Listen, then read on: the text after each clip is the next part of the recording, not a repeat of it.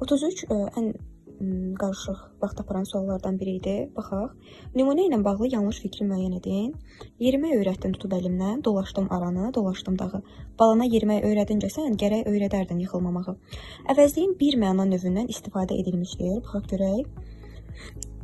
Sən gərək öyrədən yıxılmamağı. Bəli, əvəzliyin bir məna növündən istifadə edilmişdir. Doğru cavabdır. Yönlü halda işlənmiş söz mənsubiyyət şəkilçilidir. Baxaq görək yönlü halda olan söz haradır? Hansıdır? Balana yerimə öyrədincə sən, bəli, öz balan, sənin balan mənsubiyyət şəkilçilidir, bəli. Bala sözün kökü, balan mənsubiyyət şəkilçisi A-ədə yönlü hal.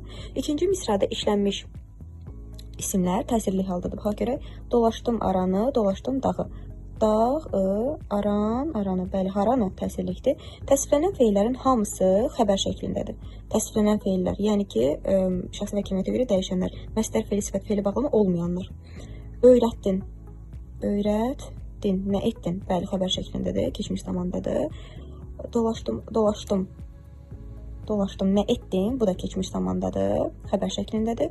Öyrədincə sən gərək öyrədəydin. Nə edəydin? Öyrədəydin. Buradakı arzu şəklindədir. Kaş öyrədəydin. Baxın, gərək öyrədəydin. Burada da ədət istifadə olunub. Yəni, əslində burada cavab D variantıdır. Yalnız qrammatik mənası olan bir söz işlənmişdir. Qrammatik mənası olan bir söz işlənmişdir. Yəni köməkçi səsi, bəli, gərək, bəli, bir dənə söz işlənir.